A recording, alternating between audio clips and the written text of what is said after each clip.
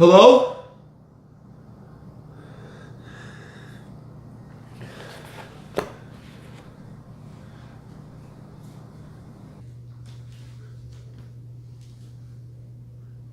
Hello?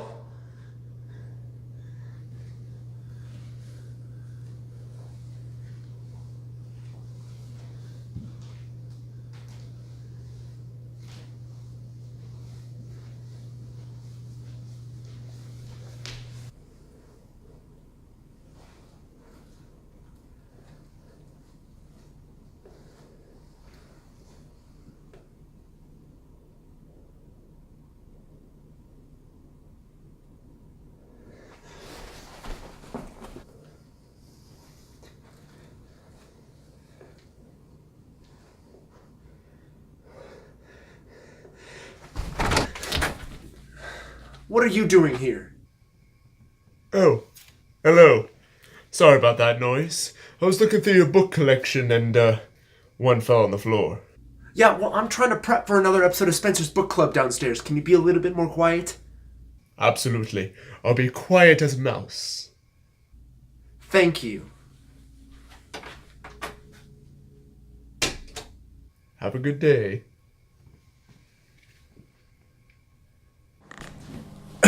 Sorry about that, guys.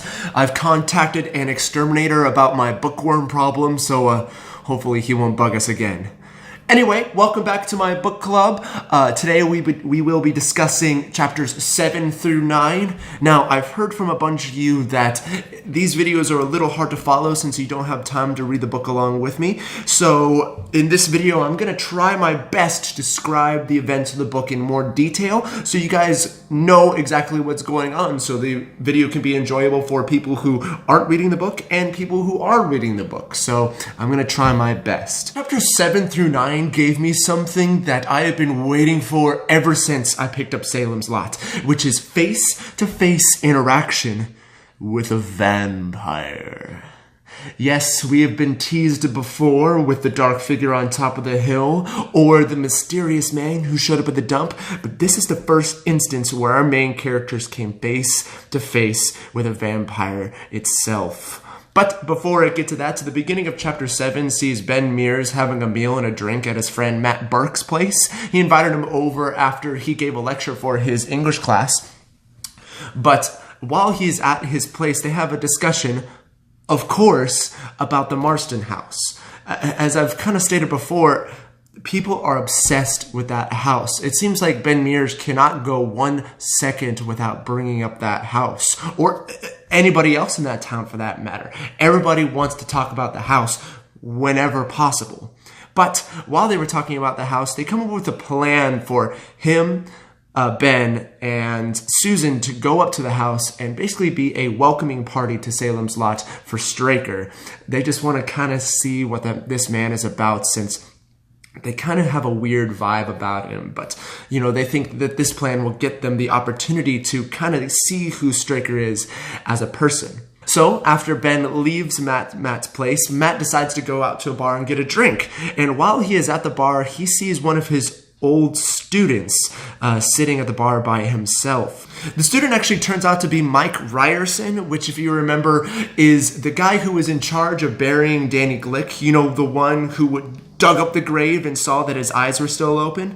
Well, he talks to Matt about how after that incident, he blacks out and then does not remember a lot after what happened to that. He woke up right next to the grave with the grave already being buried, which he doesn't remember doing.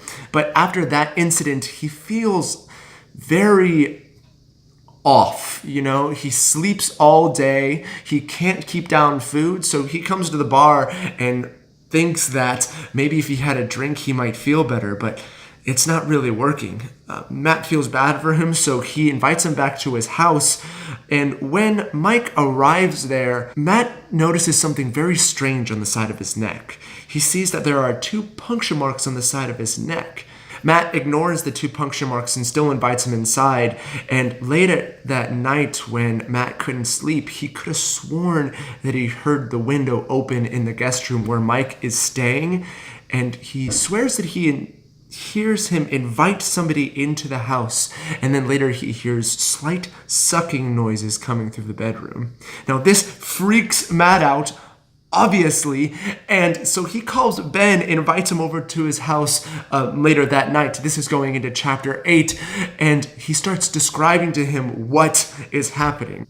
Before he invites Ben over, he actually tells Ben to bring a crucifix over because he knows that he just invited a vampire into his own house. I find this whole situation kind of amusing because the way that Matt is going around the situation is that he's basing it off of things that he read out of a book.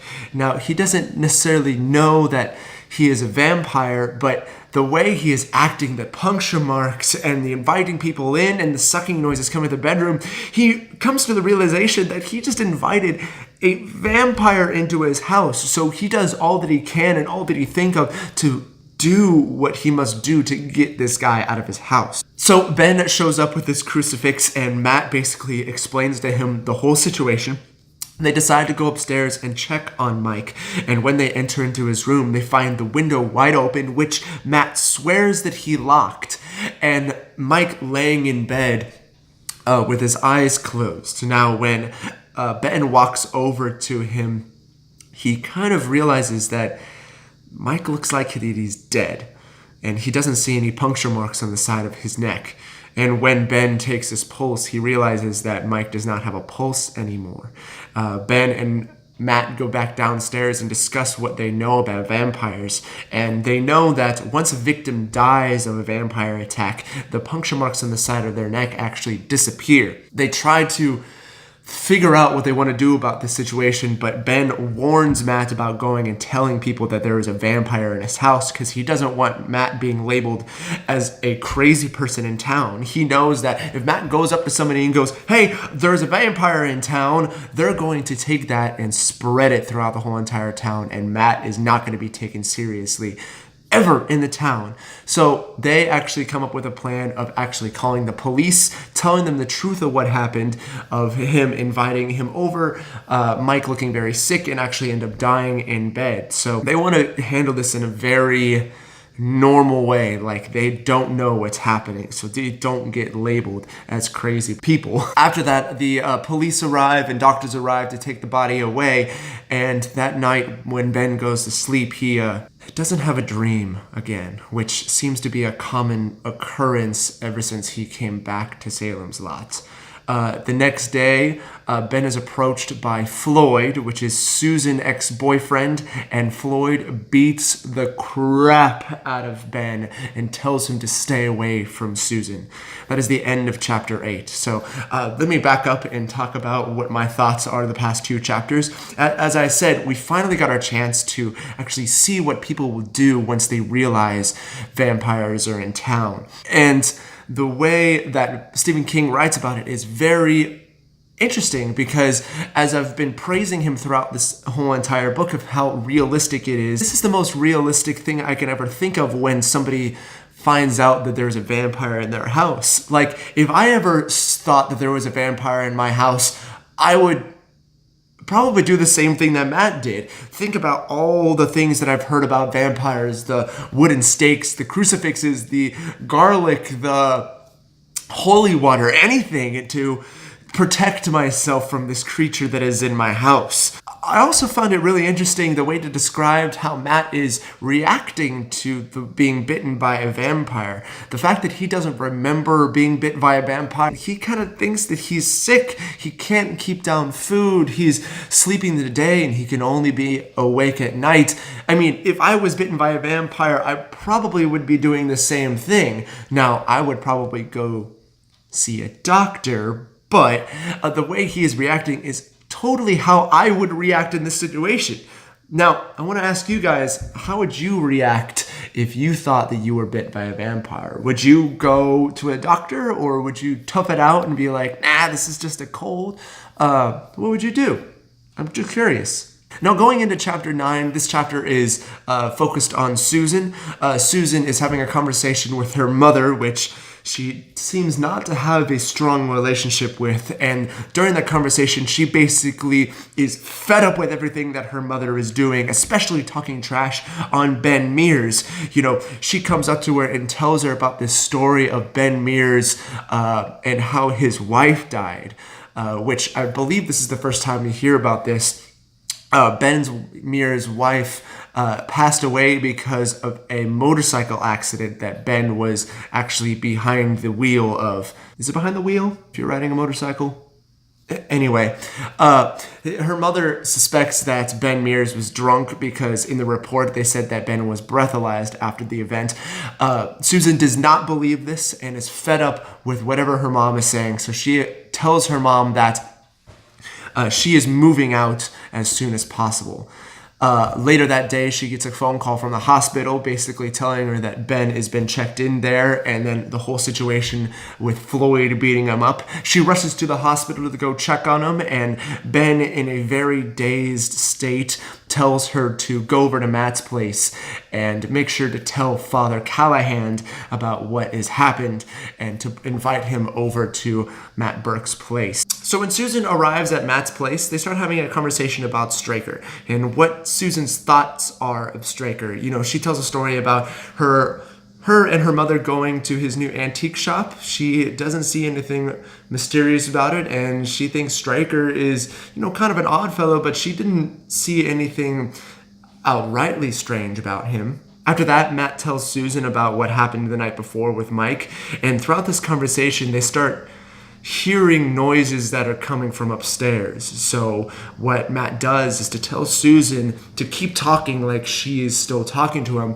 while he goes upstairs and figures out what the mysterious noise is. When he gets upstairs, he opens up the door to the room where Mike stayed while he was sick, and he actually finds Mike there again lying in bed. And when he enters in the room, Mike's eyes shoot open and he sits up and he looks at Matt and he grins. And Matt describes that he sees that his teeth are very, very sharp and his eyes are completely blank. In a moment of panic, Matt grabs a crucifix and shoves it towards him and tells him to leave. And Mike falls backwards through a window, and when Matt runs over to check if he is still there, he doesn't see anything. And because of this event, Matt actually starts having a heart attack, calls to Susan for help, and Susan runs upstairs and calls his doctor, and that's the end of the chapter.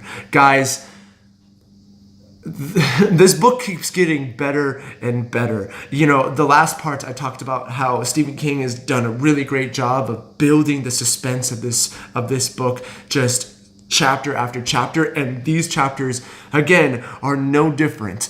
Actually, they are different because I felt like building from last part to this part was so much bigger from the first part to the second part, because we actually got our taste of the vampires in the town. That's what I've been waiting for, vampires. I'm loving this book. This is my favorite section of the book so far. These chapters were such a good example of the way to describe how people think about when they start interacting with these vampires. Anyway, this is going to be the end of this video. It's going to be a little bit longer since I went more in detail of what actually happens in the chapters. What I forgot to mention earlier is that chapter 8 was actually the start of part 2 of this book, and part 2 is actually called The Emperor of Ice Cream.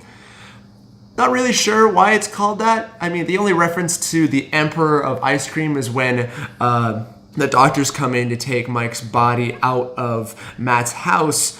Matt makes a reference to a poem, and in the book Stephen King makes sure to say that Matt actually misquotes this poem, and what Matt says is, "Let it be a finale of seeing the only emperor is the emperor of ice cream." Not really sure what that's supposed to mean. Maybe you guys have a better idea of what that means, but if you do, please let me know. Well, this is going to be end of this video. The next one is going to be over chapters 10 through 12. I hope you guys stay tuned with that.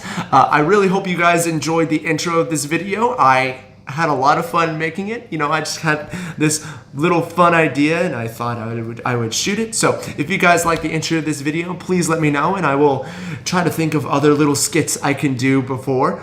Anyways, I hope you guys have a great rest of your day and a great rest of your week, and I will see you guys in the next video. Bye.